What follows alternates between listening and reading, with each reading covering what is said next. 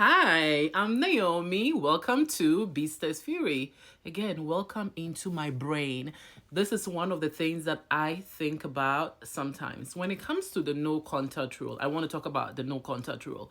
If you have already not heard about this term, basically, there is this window of time that people suggest that once you end a relationship, a friendship, whatever the situation was, you have to cut contact coldly. That means no testing, no checking of their social media, no calling them. Don't try to find the reason why. Oh, I gotta go pick up the clothes that I left behind. Oh, I'm calling you because you left your charger behind. Come pick it up. Cease all contacts. Okay. Basically, this period of time, I think that it's very effective because there is this short window of time where when a relationship ends, I wouldn't say it's a day, it's a week, it's a month. It depends. It's individualistic, right? There is a short period of time where I like to say the veil is very thin. That means that, especially the weaker one of the two, if you break the no contact rule, there is the likelihood of being won back. So, for instance, you walked away, you finally found the courage to walk away from a relationship that is no longer serving you, right? Okay, but you still have feelings. Of course, you can't quickly turn off feelings right there and there. And then you now decide to go contact the person, or that person starts to contact you, and instead of you creating that boundary, you respond to them. Now they're talking in your ear, they're telling you the reason why they're sorry, why the two of you should still remain. Deep down in your heart, you know that the two of you should not be in a relationship. That window of time, because it's so very sensitive, there is a possibility that you might end up going back to the same patterns of routine. Next thing you know, you guys are talking more. Next thing you know, impliedly or not impliedly, you guys are back into the same situation and the cycle repeats, right? I believe that the no contact rule is very important because once you break up with someone, you give them that time. Both of you stay apart from each other. I personally, just like a lot of I've gone through breakups, right?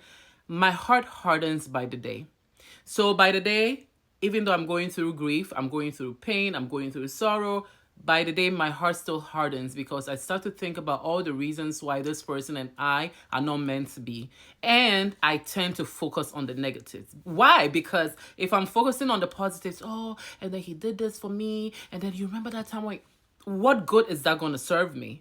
I may now start to feel like, maybe that wasn't a good decision after all. Maybe he and I, yeah, maybe let me give him one more chance. Next thing you know, that one more chance, like I said, it's a cycle. Rinse and repeat, rinse and repeat. Next thing you know, you're looking back. Boom, 10 years. Same situation, still not resolved, and now you've wasted your damn time. So I believe that I like to focus on the negatives, because when I focus on the negatives, then it adds more, it lights up the flame, right? So now I'm like, yes, I shouldn't have to go back to this person. For this reason. Yes, I shouldn't have to go back to this person. And my heart hardens even more. So after a long period of time, right? Depending on how deep that connection was, if that person and I decide to become friends, at that point, my heart is too hardened to rescind my decision. I think that, okay, so now it brings me to the next question. Do you think that people who break up, exes, can remain friends? It depends. It depends on the situation. Not every relationship ends the same. You know, sometimes the reasons why relationship ends, they are just too grievous. They're just too negative that that door has to be closed and closed permanently. But if it's one of those situations where you guys just grew apart, irreconcilable differences, things like that, there is a possibility that once healing is achieved, the two people can now come back together and become friends, right? So I do think that in certain situations, exes can become friends, but I do believe that the no contact rule should be there in the beginning of a breakup, because if it's not there, trust me, if the two people decide to still be friends, like jump right from being in a relationship to now, okay, we got to break up, this is not working, but let's be friended. Instantly, it's like from a relationship to friendship. You got to remember that you are a human being. Both of you are human beings. You guys are used to a certain routine, a certain way of talking to each other, a certain way of looking at each other, certain expectations that you have of each other. If there is no period for you to transition into friendship and you are just jumping into the friendship, one of the two is going to be confused. One person may feel like, okay, well, he or she understands that we are no longer together. I'm still getting his attention, I'm still getting her attention. But that's not on me though, because there is this common understanding that we are broken up, right? We are just friends. We are just friends.